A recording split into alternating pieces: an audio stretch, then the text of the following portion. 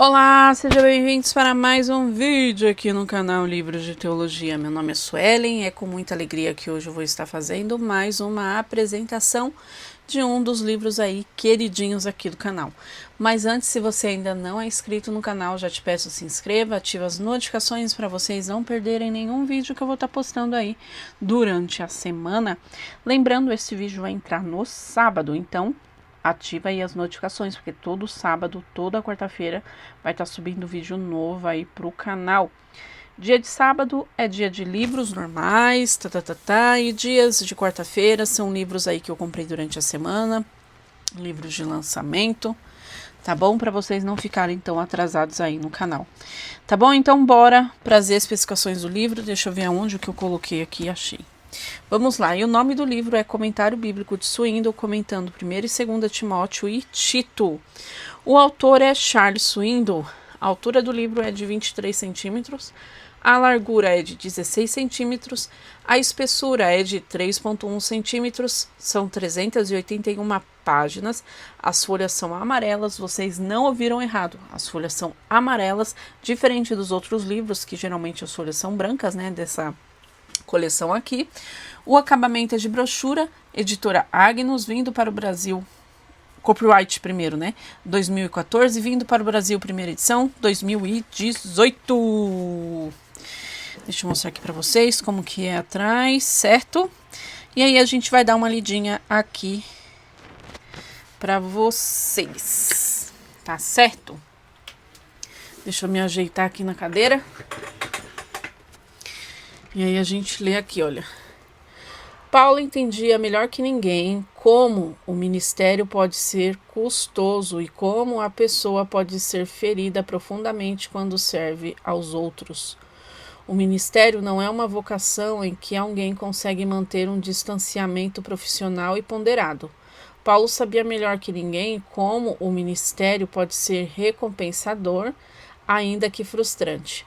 O Senhor estabeleceu a igreja para que o corpo de Cristo viva a palavra diante do mundo e seja a luz nas trevas, exatamente como Jesus. A epístola de Paulo a Timóteo e a Tito, seus fiéis colaboradores para o Evangelho, foram escritos principalmente para equipar esses homens para a tarefa de liderar e estabilizar a igreja, manter os olhos deles focados na recompensa suprema do pastor, uma congregação piedosa. Nas epístolas, Paulo põe manto de pastor sobre o ombro dos seus polidos mantos, esse transmitido para pastores e líderes espirituais hoje. Deus continua a contribuir àquele que se submetem à sua soberania e permanecem fiéis ao seu chamado. Certo? Deixa eu mostrar aqui, esse livro ele contém orelha, tá bom? Bonitinho. Gastei nele R$ 43,99 no dia 27/11/2025, na livraria e editora Ebenezer, aqui em São Paulo. A ficha catalográfica certinho, e aí tá o sumário. Sumário que não é pouca coisa. Vamos dar uma lidinha? Prefácio do autor, o sistema numérico de Strong, ok. Introdução do 1º Timóteo, aqui a gente vai encontrar três tópicos aí principais. O primeiro tópico, o apóstolo Paulo para o pastor Timóteo. E aí tem 2 tópicos aqui, subtópicos. O que um pastor faz, e depois o grito de guerra para um soldado exaurido. E depois o trabalho do ministério. Qual a prioridade em um ministério relevante? E quanto às mulheres na igreja? Lista de itens na escolha de líderes da igreja, a dignidade do ser servo e uma esperança, um lar e um hino.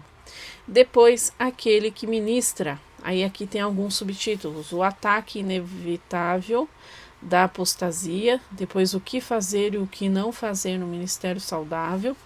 Depois, respeitando e repreendendo os santos.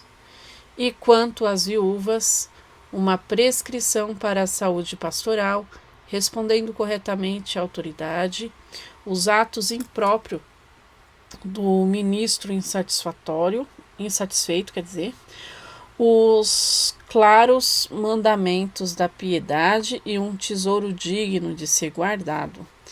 Depois vem a introdução de 2 Timóteo, palavras eternas em um mento, de um mentor. E depois aí tem, deixa eu ver quantos tópicos principais. Tem dois tópicos principais. O primeiro é o passado e o presente, que diz assim, olha, conversa franca com o tímido e relutante. E depois os 2 investimentos eternos. Depois, percorrendo uma estrada difícil e acidentada. E depois lidando de forma curada com a palavra.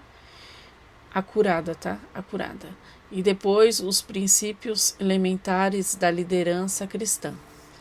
Depois aqui no segundo tópico principal, o futuro, que aí traz assim, olha, a preservação em exibição, fazendo a diferença duradoura, a verdade soprada por Deus, o perfil de trabalho de todos os pastores, olhando em retrospectiva, sem arrependimento, um círculo de honra e um círculo de desonra, graça até o fim. Depois tem a introdução de Tito, um líder digno de ser seguido.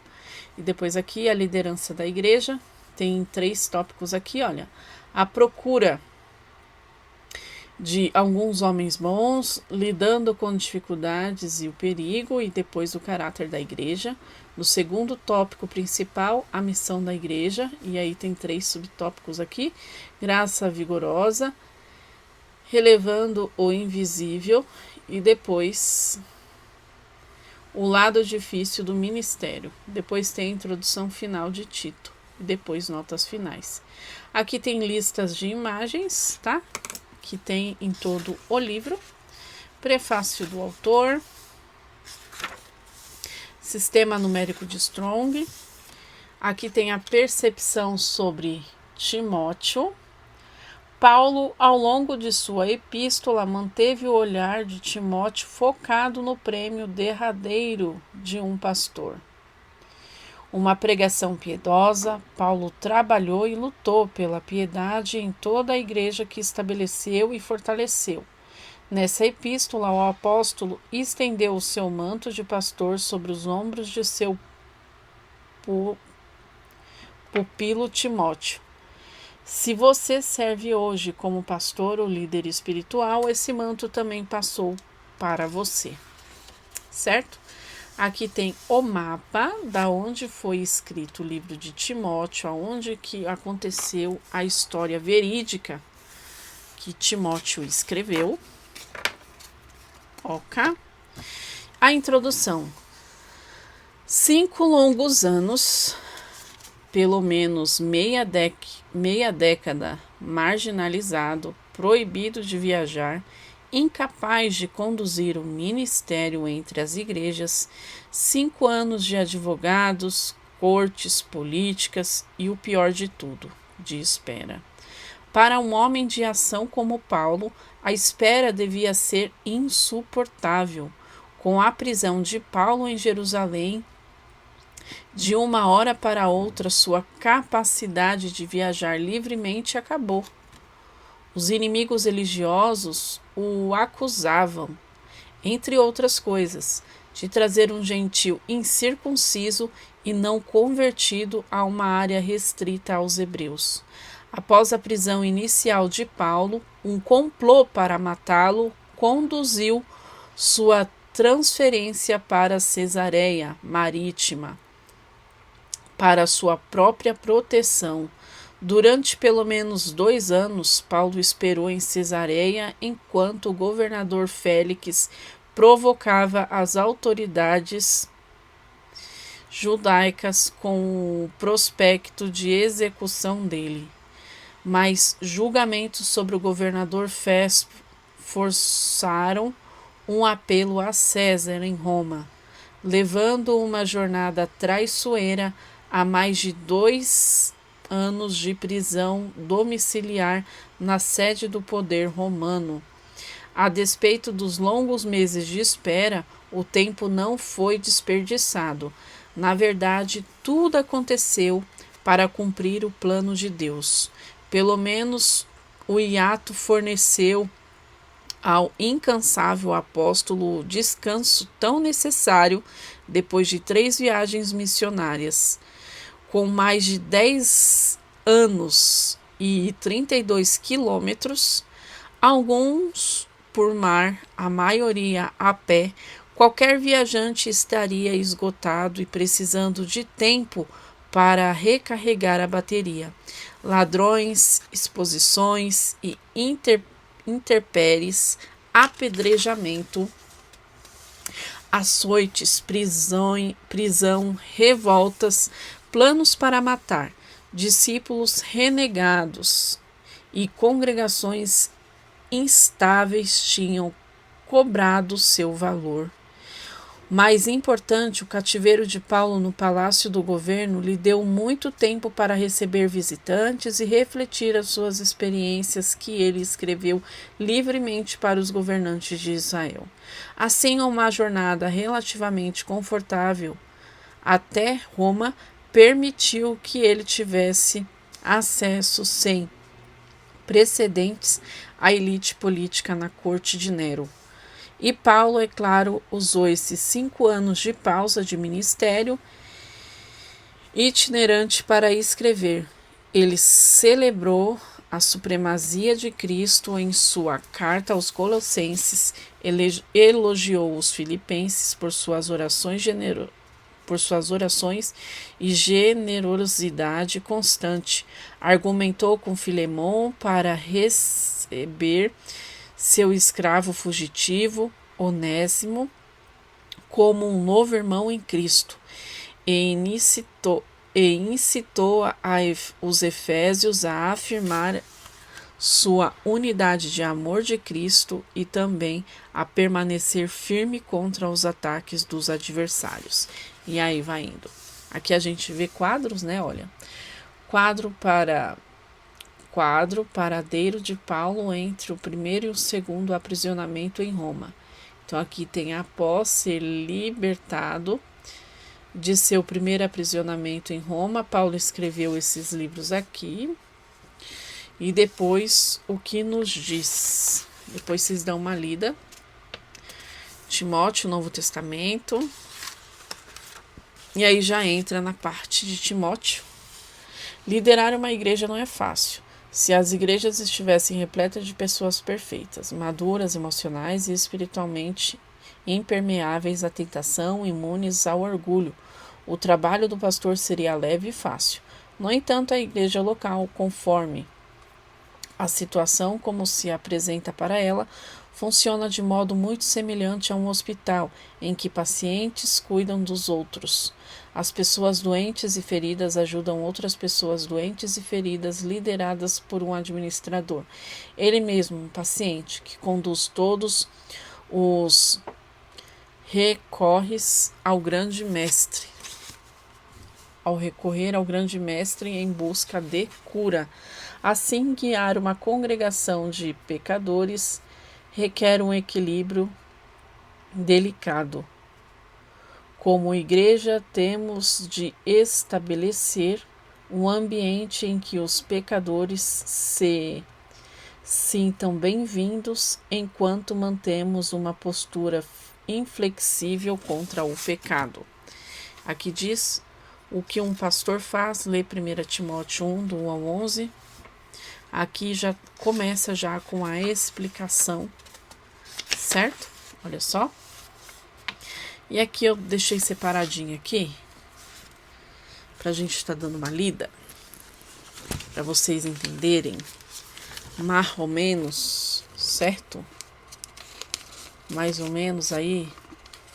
Então a gente está aqui em 1 Timóteo, certo? É isso mesmo, né? 1 Timóteo, capítulo 1,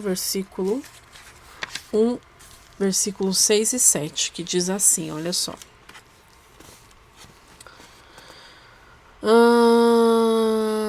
6 e 7, né? Que diz assim, olha. Alguns se desviaram dessas coisas, voltando-se para discussões inúteis, querendo ser mestres da lei, quando não compreendem nem o que dizem, nem as coisas acerca das quais fazem afirmações tão categóricas. Sobre esse texto, a explicação. Deixa eu colocar aqui. A explicação diz assim, olha só. O verbo traduzido por desviaram significa errar o alvo, como no tiro com o arco. O verbo figurativamente descreve o fracasso em realizar o que se pretendia. Certos homens envolvidos nas discussões teológicas falharam em produzir amor ou boas obras. Paulo chamou essa discussão de sem propósito. Nada melhor que conversa vazia. Há um momento e lugar para discutir minúcias teológicas. Os homens e mulheres se preparando para o ministério, por exemplo, têm de ser encorajados a expandir seu conhecimento teológico no seminário. Não há nada como um bom debate no seminário para resolver as excentricidades da doutrina de alguém.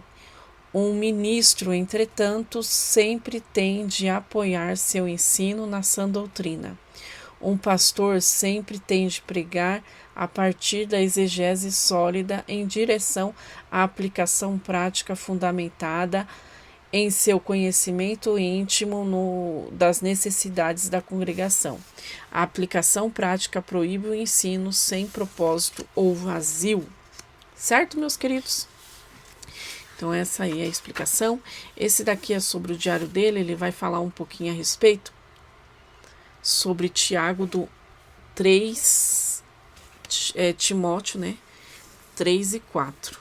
Que aí a gente pode dar uma lidinha aqui, só pra gente ter uma noção. Depois eu mostro pra vocês bem rapidamente os outros coisas, tá bom? Olha aqui, ó. Olha aqui, quer dizer, 1 Timóteo, né?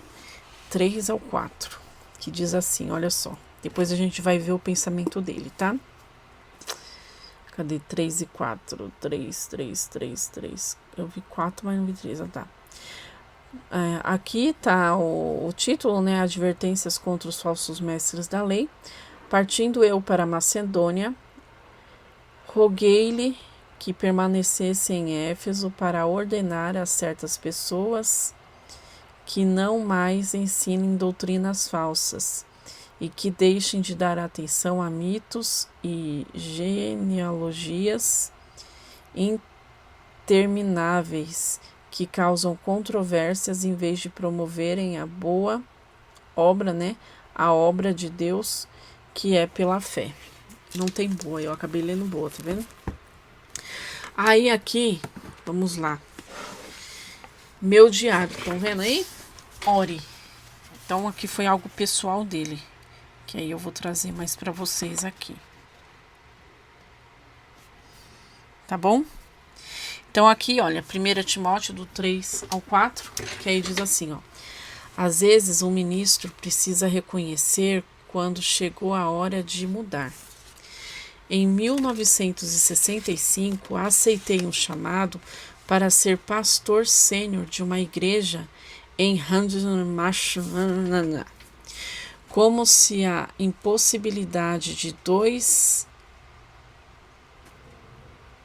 tessanos nativos na terra dos Inques não apresentasse desafio suficiente, certo? Minha esposa Cíntia não conseguiu se adaptar ao clima. Até hoje ela diz que passou frio durante 2 anos.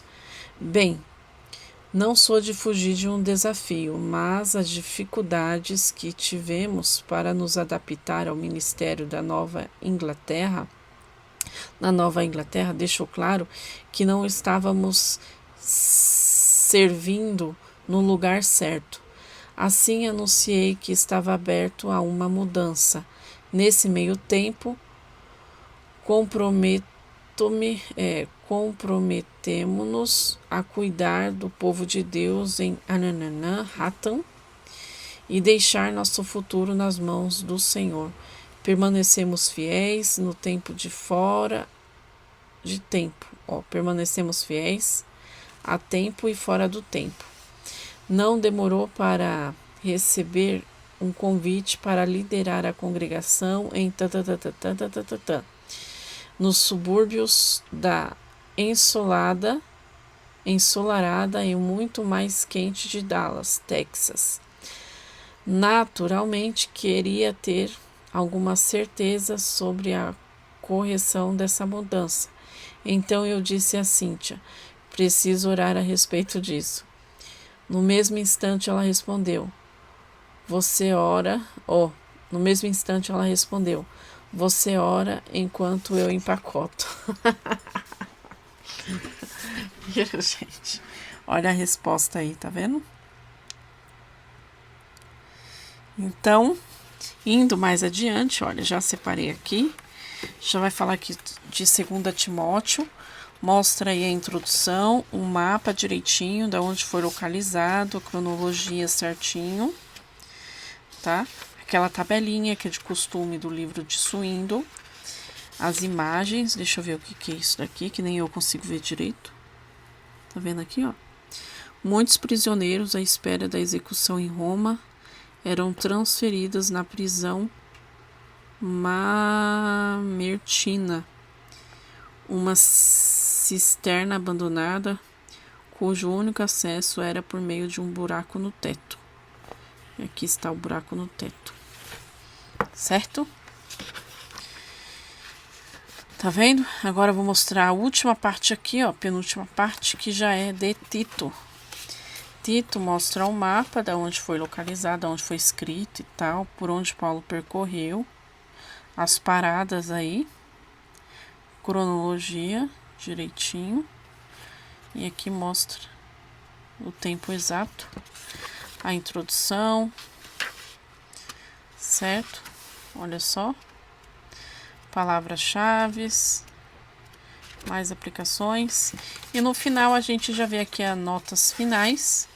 Timóteo, né? 1 Timóteo, bonitinho, trazendo aí alguns autores para vocês darem uma analisada, se você quer se aprofundar mais no livro. Tá vendo? E aí acaba mais uma apresentação. Vocês gostaram da apresentação?